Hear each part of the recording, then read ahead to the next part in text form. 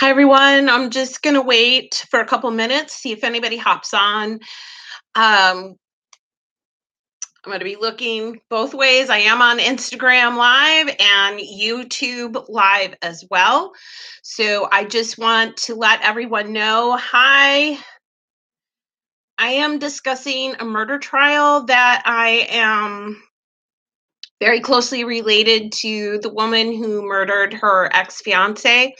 And so I'm kind of relaying that information to a lot of people who have been watching this throughout the past week, and other people who are across the country who are unable to come to the court trial, and there are some people that aren't allowed to go. So I'm kind of doing an update on that. So those of you who are joining me on Instagram Live, that's what I'm talking about, and I hope you'll stay tuned. And I know I'm going to have some people coming on YouTube Live, and the reason why I do YouTube Live is because YouTube Live is actually going to record it and then post it so that other people can watch it later, which has been really what most people are doing. But it's easier for me to do it live right when I get home from the trial, and my mind is still kind of like fresh from everything that happened.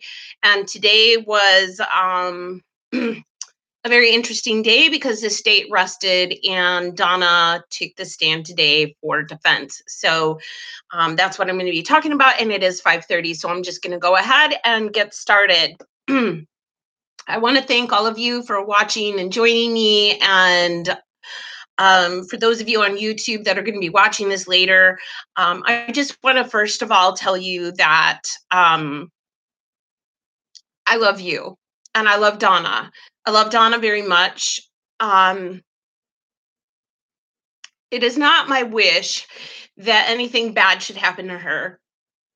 For those of you who may have watched the previous video, which was last Thursday, where I had a lot of questions because a lot of things were confusing to me, I think a lot of those questions were answered for me today. Not because of anything was really answered. I think because I'm realizing how twisted the prosecution is on this. And of course, that's their job. I can't really blame them for them doing that because that is their job.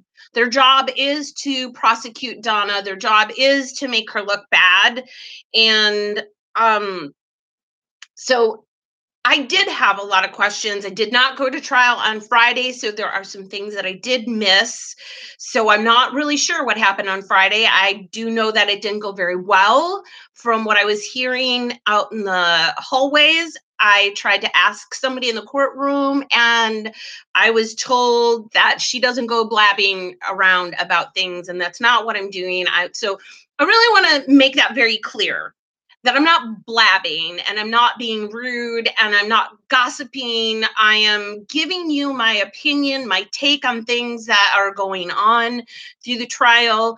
I'm trying to relate the best of my knowledge of what happened throughout the day because we are unable to take notes. Our phone needs to be shut off. I mean, it has to be completely turned off. So there's no way, unless we have prior. Sorry, my phone goes in and out, and I just blocked you all out. Like I gave you the hand. Talk to the hand. So there's no way for us to actually kind of keep that information unless we get prior permission from the judge before the trial, which I have not done, and I did not ask. And maybe I should have, and maybe I should, because I could be recording it. I could be taking pictures, but I never really sought that because I was not planning on doing this. And I just really felt like I needed to because some of you actually know me from doing my blog about a year and a half ago on Donna's case and talking about abuse and sharing my own personal stories, not just about my personal experience with abuse, but my story about Donna and my story about how I know her and the things that I feel were important for her to get out. She was begging me to tell her story, and I want to tell her story because I love her. And while Donna and I haven't been in touch before this all happened for a few years, she's still my friend. And I think I've made that clear in previous videos that don't pertain to this, that once you're a friend of mine, you're a friend for life. And Donna is a friend for life for me. And that's never going to change. No matter how I feel about this case or anything, I love her. She's my friend. And I want to tell her story, whatever that may be. So that's where I'm going with that. I just want to get that disclaimer out because I think that people are watching this and going, why is she being mean? Why is she now turning her back on Donna? I'm not. Everyone needs to know I'm not turning my back on Donna. I am not changing my story about Donna. I am not changing my opinions about her. I love her and I am standing behind her 100%. There is not a doubt in my mind about Donna, period. What she did, I may not agree with, but I stand behind her because I know Donna. And today we got to hear from Donna. And let me just say, first of all, Donna is not denying that she killed Michael Gahan. She's not denying it. In fact, right before we left the courtroom tonight and court was adjourned, she was telling us the story of how she killed him. She really is not hiding this fact. She's not hiding that she had it planned. She's not hiding anything from the judge, the jury, anyone who's listening. She is telling her side of the story and the plans that she made and why she made them. And so I have to be really careful with how I'm presenting this to you because this isn't about is she innocent or not? Did she kill him or not? We already know she did. She's not denying that. And the question that everyone is asking now is the why. And we know that as well. We know that she was harassed and threatened, and a lot of evidence today was presented for the defense. Donna did take the stand today. And I think that's really brave of Donna, but that's Donna. That is my Donna. That is the woman I've always known. She will stand up. She's very much like me, which is why I love her, because she stands up for what's right. She always does the right thing. And, you know, just like anybody else, we all have our things in life that we've done that maybe we're not proud of or whatever. Now, one of the things that I'm finding people have a problem with, and people are going to have a problem with this. They're asking it, right? Everyone wants to know, why did she go back with this guy? Right? I know a lot of people that don't understand abuse are asking this question. Why did she go back? I'm going to tell you why. Most people look at Donna and they say, and me too, you're such a strong woman. How could you have done that? How could you have put up with that? Why did you go back to it? And the reality is that you may see us as one way, but inside we're feeling something completely different. And I really want to talk about that a little bit, just because I think it's relative to Donna's state of mind throughout all of what was going on. Because we know that she let Michael back into her life, in and out and in and out.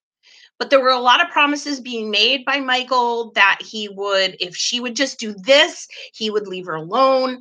And it was just constant. It was constant, like, blackmail. And that is one of the things that they are using as a defense, that he was blackmailing her. And from the proof that we got today, there was a lot of blackmail. There was a lot of threats. There was a lot of threats to people she knew, and some really horrific things that I was not aware of. But I think, again, those were things that Donna probably could not tell in her letters to me from jail. So a lot of people are wondering, why would she stay with a guy like this? Okay, well, I'm going to explain this to you. As a woman who has spent her entire life being abused and watched her mother being abused and beaten and going back to the same man, sometimes you kind of see that as that is what love is. You don't really know anything else but abuse. And I do know a little bit about Donna's history, and I'm not going to get into that because I really don't want to. But I do know Donna's history a little bit, and it's a lot like mine. And when you get in that frame of mind where that's what you know and that's what you think love is, you know it's wrong. Like in the deepest depth of you, you know this is wrong. You know that how you're being treated is wrong. You know that what this man is doing to you is wrong. You know it. And yet it's you get angry and you start changing your mind. You start feeling insane and you start feeling like you're not you anymore. And yet at the same time, you're being beat down so much by this person who's abusing you that you begin to think you deserve that, for one, because as we all know, if anybody's been bullied in their life before, you know that words stick with you and you begin to ask yourself, am I really like that? Is that what I really am? And that's why words hurt worse than a punch in the face. Anybody knows that. A bruise heals, but words in your heart and in your spirit stay with you forever. And they begin to wear you down to the point where you start questioning yourself. You start wondering, is there something wrong with me? I don't know. I feel like maybe something's wrong with me. And then the person always comes back and apologizes and makes you feel like he's really sorry. He's never going to do it again. He's going to leave you alone or whatnot, which was the case with Donna. And so you trust that. And Donna is so much like me.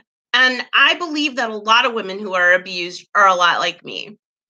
You're a good person. You're a really good person. And you love people. And I know Donna, and she's a lot like me. She's a social butterfly. She loves people. I love people. And you always look for the best in people. You're always looking for that goodness. And I think Donna saw goodness in Michael. In fact, when they first put her on the stand today, she talked about what an amazing man he was, how smart he was, and how kind and gentle and loving he was to her. And anybody who knows, when you're in a relationship with somebody who's abusive, those things work, especially for somebody like us who maybe has experience of abuse in our lives. And we kind of cling on to that goodness that they're making us feel. And so we begin to see a side of them that maybe somebody else isn't seeing or can't see. And we cling on to that hope that maybe, just maybe, that person is in there still after all the abuse. I got to try to zone in. I don't think I'm going to, it's just blurry. I think I'm just moving too much. Sorry if I'm blurry on Instagram. Okay, so if you're asking, why did she stay with him? Why did she go back with him? That's kind of the deal. And Michael was coming back and he was saying very nice things. He was saying all the things, the right things that Donna needed to hear to make Donna believe that everything was going to be okay. But Michael was also holding all of her possessions. He had everything she owned. Everything. Her father's ashes, he was cremated. He had those. He had some personal items of her deceased father, jewelry from her grandparents, clothes, all of her furniture. And he even told her that he had it all. And the problem with the prosecution is that they try to make it sound like she was just, guessing that he had it and it was all hearsay and speculation. But we got text messages today that proved that he had all of her possessions and was kind of holding it over her and basically saying, hey, if you want your stuff back, come back to me.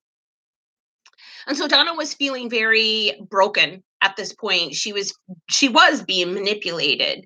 And I'm not going to get into some of the other things that were done, but last week I asked the question, why was she inviting him there? Well, that's not the case.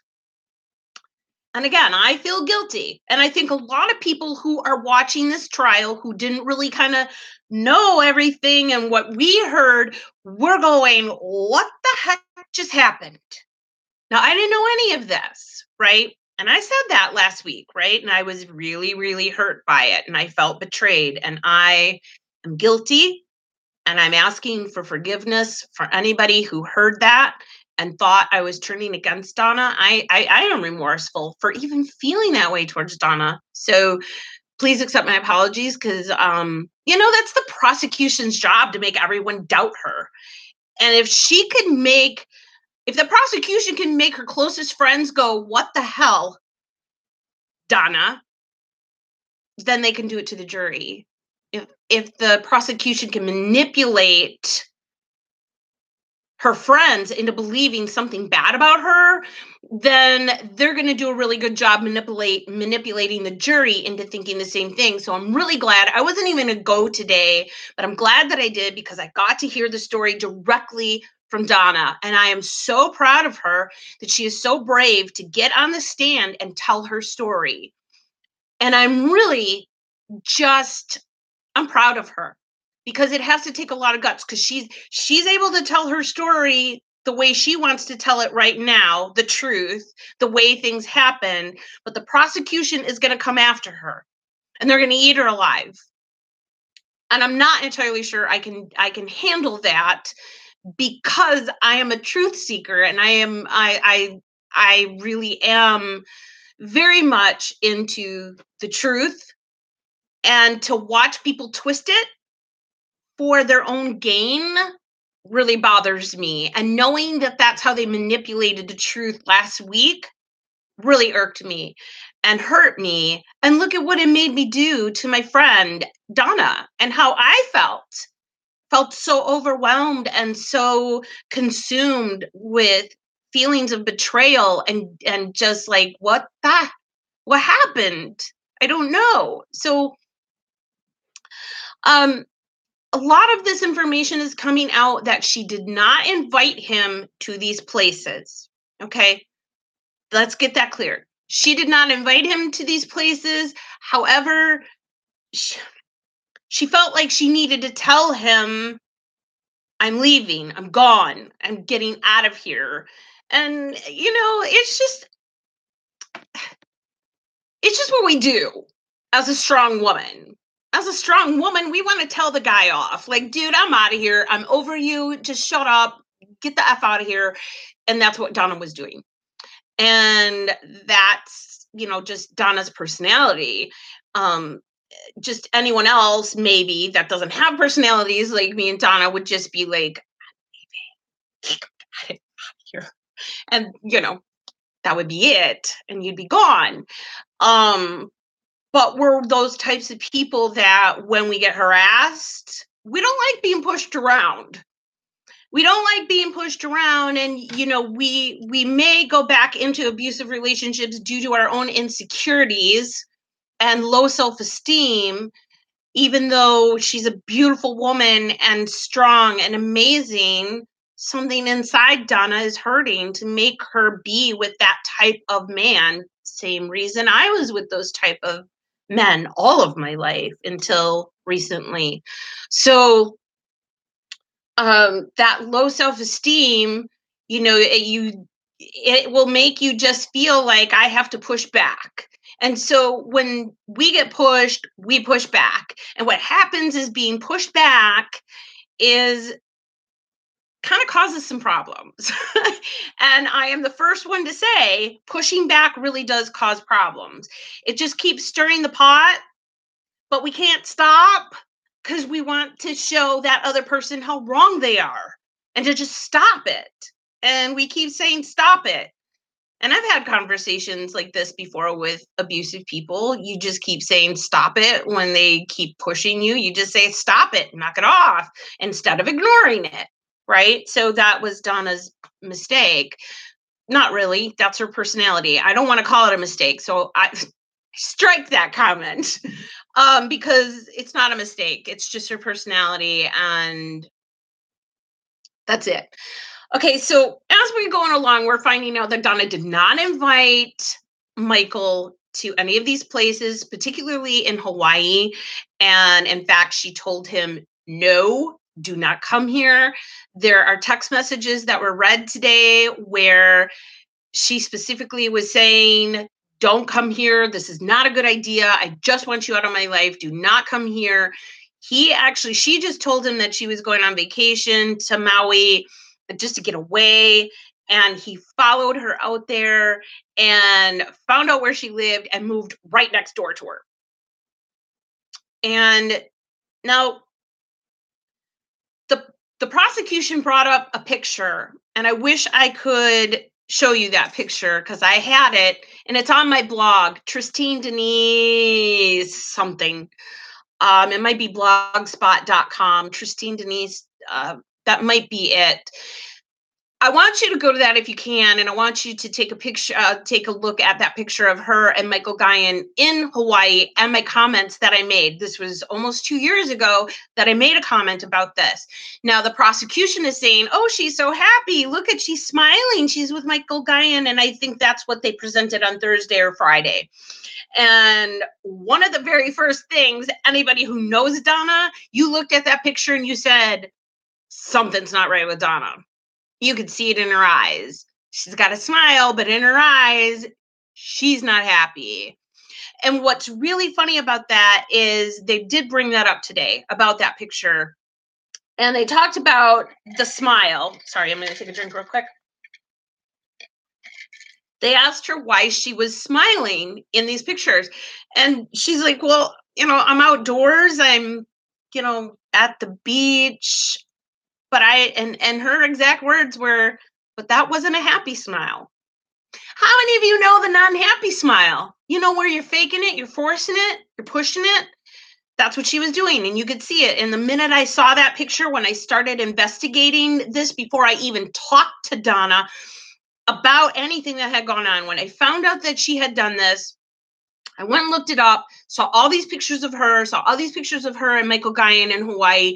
And the very first one that I saw of her with Michael in Hawaii, I saw the one where they're talking about and presented in court. And let me tell you, that was not Donna. That wasn't her. And I said that in my post. I said that. I knew it right off the bat. I even told my husband, I said, that's not Donna. She's not smiling. There's something behind that smile. It's not real, because and I even said the life in Donna's eyes are out.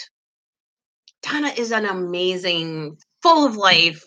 Just that she's a great, person. She's full of vivacity and just spunk and goodness and laughter and happiness. And even at the worst of times in her life, and I have seen her at some of her worst times of life, she was so happy. Like, she could still be happy.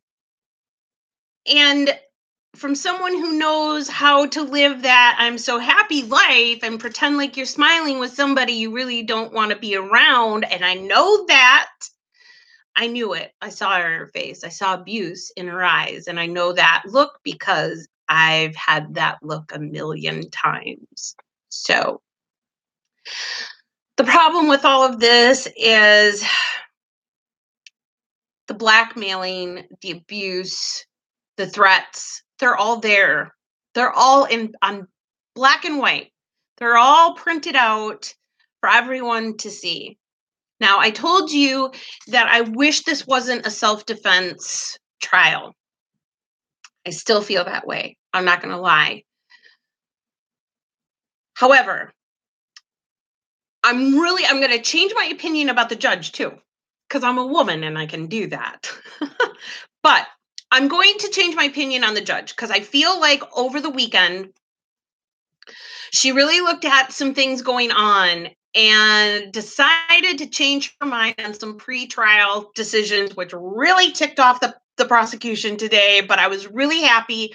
I really felt like the judge was very respectful to Donna, even though Donna made a couple flubs up on the stand, because she was really trying to get her attorney to elaborate on things that she wanted to talk about that she could answer. So she kind of said something, I'd like to talk about Colorado some more.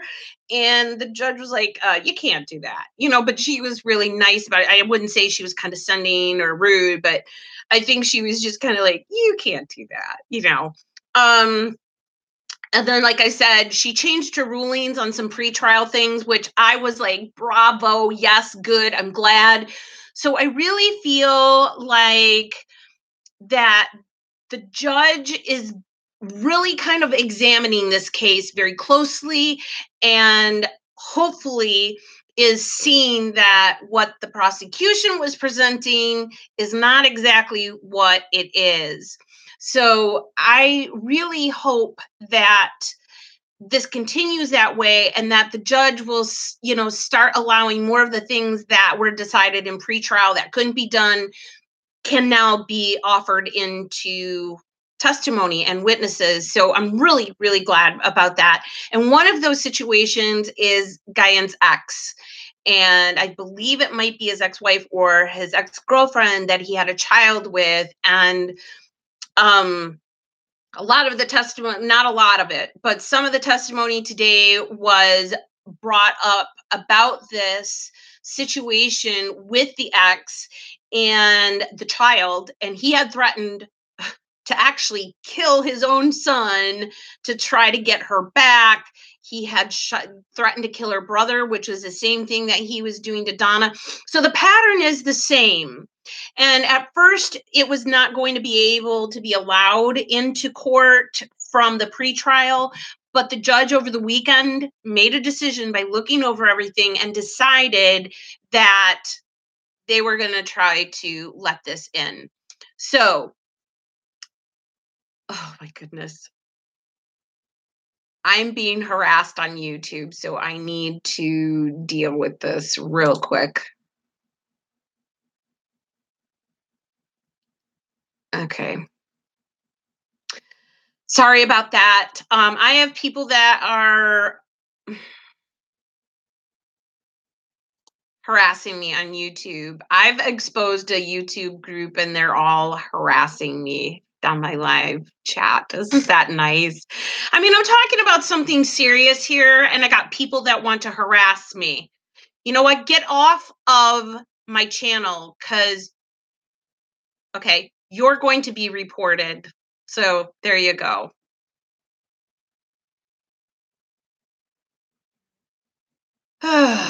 Yay. Okay, I'm sorry about those of you on Instagram and for those of you who are going to be watching later, because I know a lot of you will be watching later.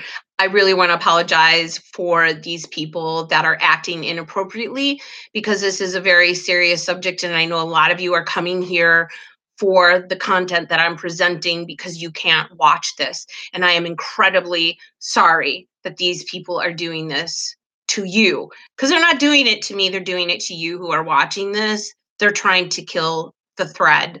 So I am incredibly sorry. They will be reported on YouTube. So they need to know that. So I'm actually going to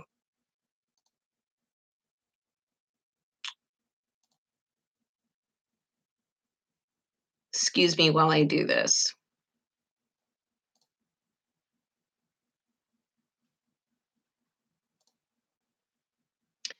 And these people will be reported. So I see that you changed your name, Togman11. So I'll make sure to go ahead and it's not about watching live, okay? It's about the people who are going to watch it after. So I'd appreciate it if you'd stop harassing me while I'm doing something very important that you have no clue about.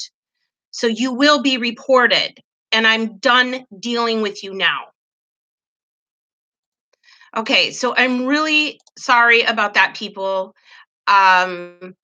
I really am. I am so, so sorry because I know a lot of you are going to be watching this after, and I cannot apologize to you enough because I know that you come in and you're watching this for the real content, and I am incredibly angry that these people think that they can come in and harass me while I'm doing this for you. This isn't about me.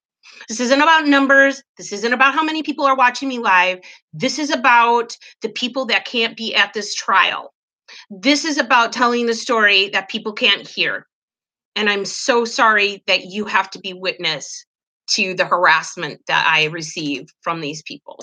Anyway, I don't have a whole lot of time because I have a class that I have to do at 7 o'clock, but I do want to let you know that the situation with Donna is she's still on the stand. I do believe she's going to be on the stand for quite some time. And I'm going to say probably for the next couple days. As I said, I wasn't planning on going today, but I'm really glad that I did. I really felt like the Lord told me I needed to go today and give her support. There was the there were a lot of people there supporting her today, and I'm really glad for that because she, for once, got to look out at us and see us smiling at her and sending her love and prayers while she's up there doing a really, really tough job, but doing a great job at it.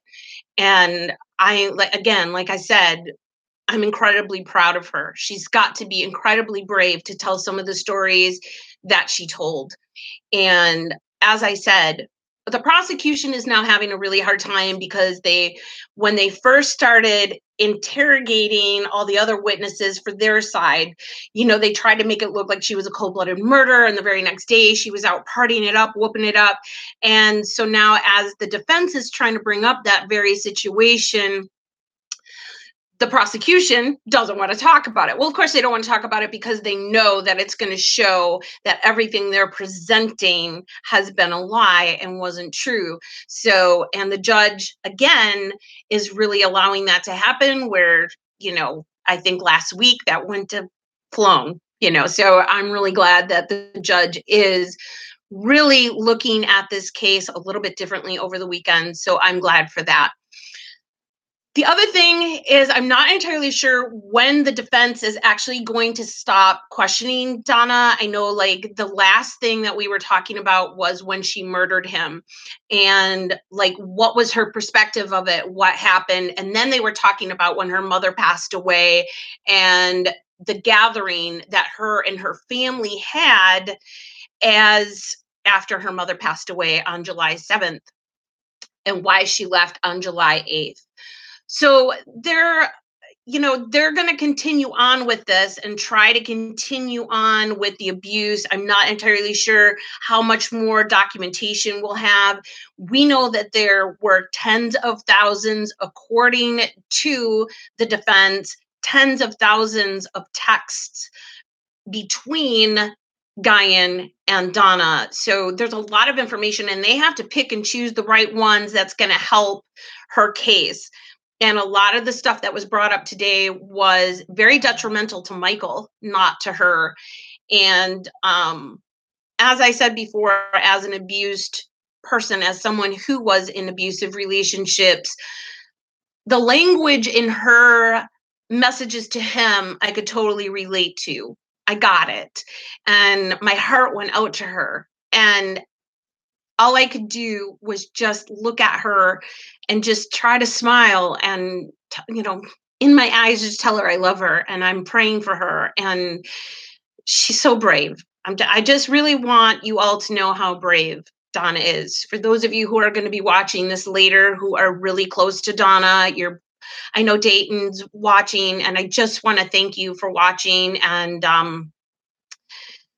that, you're getting this story. And I hope that I'm able to give it to you in a way that makes you feel like you're getting some information that maybe, you couldn't get anywhere else.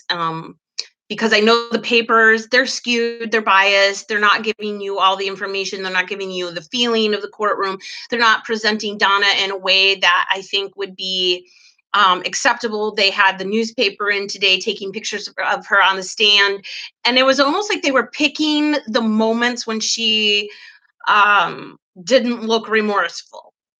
And that was a little irritating because I felt like they were picking and choosing how they were going to represent her in the paper. And, that's just frustrating because there were times when she was breaking down in tears and they could have easily taken a picture at that time and chose not to.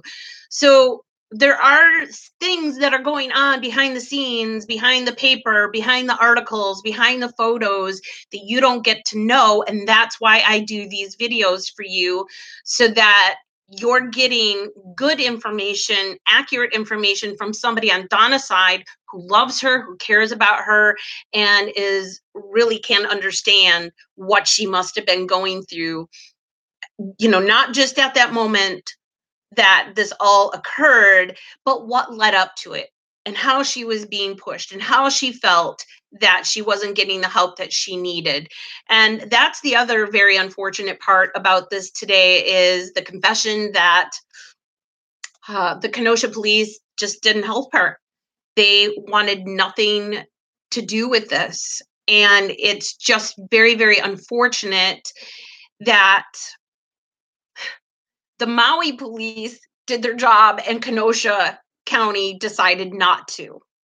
And I believe a lot of this could have been resolved if the Kenosha Police Department had done their job and arrested him after they told him everything he was doing was he was breaking the law and he should have been arrested. One of the emails from the police to Donna was he should be arrested. Was he arrested? No, he was not. And that's where I feel a lot of this went wrong, not just in the entire situation, but for Donna. Because Donna began to feel like, well, what can I do? If I'm going to the right authorities and I'm trying to get help from everyone I possibly can. She went to women's shelters who helped her fill out the restraining orders. A lot of times, they're not going to let you in. Like some of the women's shelters here in Kenosha, they won't let you in if it's not like, you're physically being beaten. If you're being harassed and threatened, it's kind of like, I don't know. And that's what's really bothering me about all of this is that we're not taking mental abuse seriously enough. We're not taking that mental abuse, the emotional abuse, as seriously as we do physical abuse.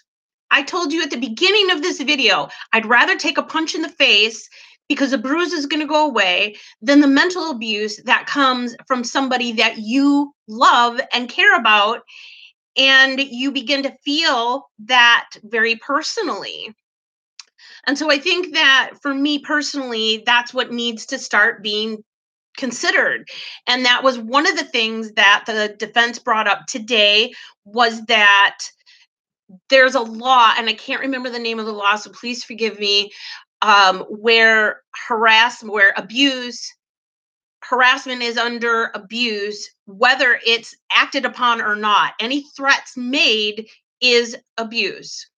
Again, whether it's been actually done or not, whether it's bodily or verbal harassment, it's still under abuse in these types of cases. So, and I believe in pretrial, they weren't going to allow that in, but the judge went over it and decided to change her mind on it. And now it's going to be admissible. So I'm really glad for that because I think that's really important in this case because Donna was mentally and emotionally abused tremendously. And that caused a great deal of pain and changed her outlook on life. And if you could have heard these text messages today, they were heart-wrenching. They were terrible. You could just, if you knew Donna, and some of you watching later, you do know Donna really well and you love her. If you could have heard her have to read those messages back, you would have known.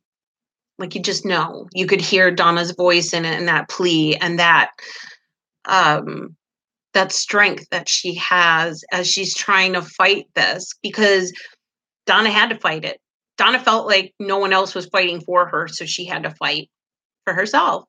And that's where we are today, unfortunately, because no one did the right thing. No one did the right thing. And as someone who's been abused, you do kind of get to that breaking point. I'm going to snap. This is not going to go well. And you start feeling really scared for yourself. You really start thinking about what's happening to my mental well-being.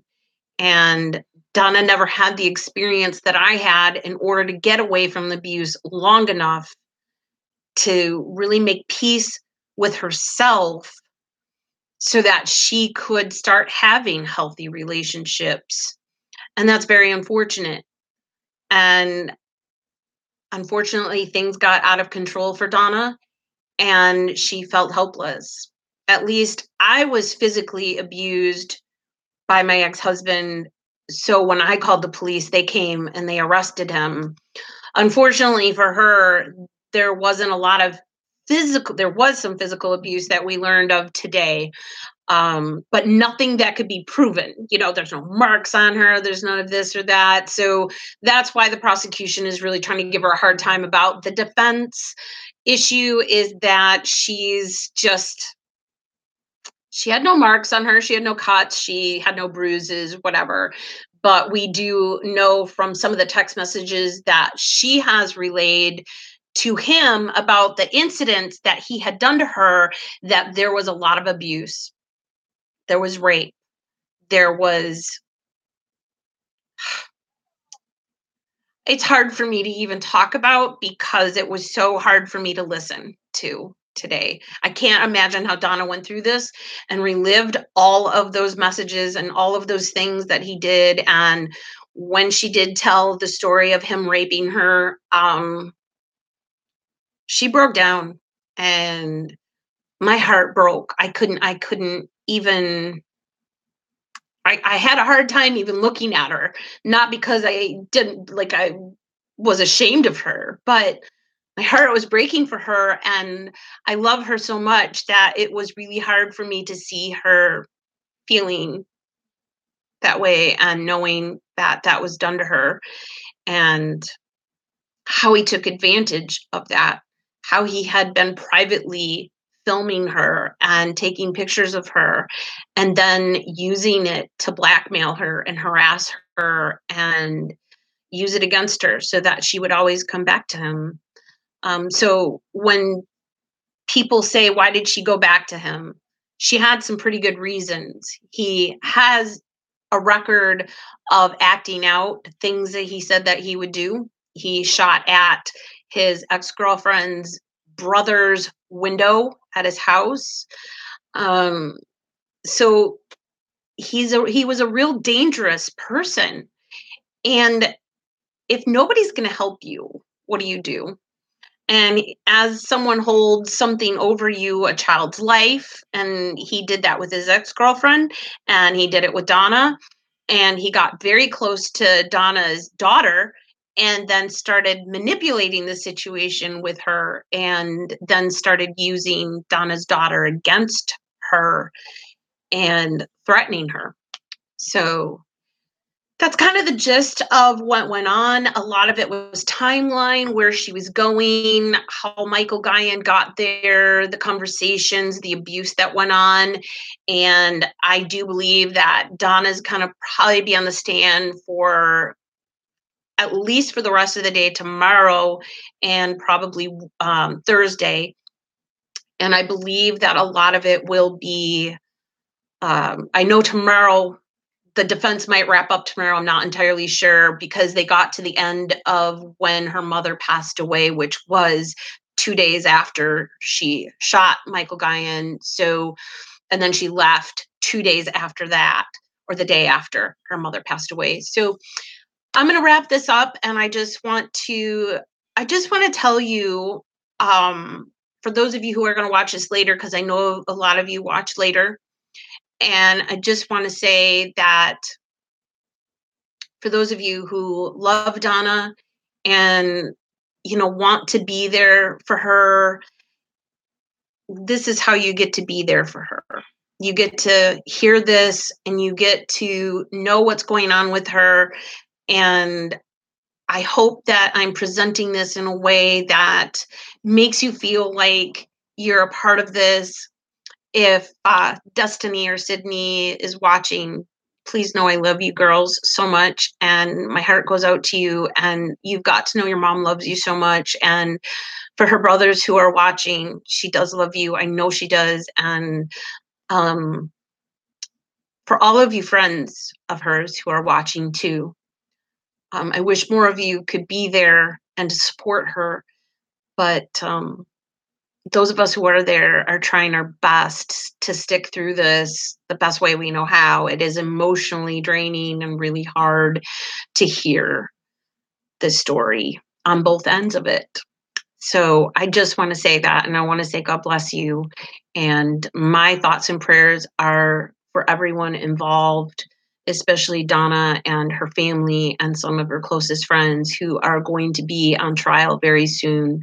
So I'm lifting all of you up in prayer. And I just want you to know that even though I don't know you, I love you and I'm praying for you. And thank you for watching. And if there's anything in particular that you want to know about, I know that I've got some harassment going on in these comments and I'm going to delete all of them.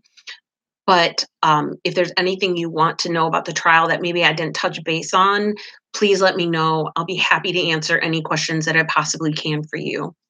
All right, guys. Thank you so much. Bye.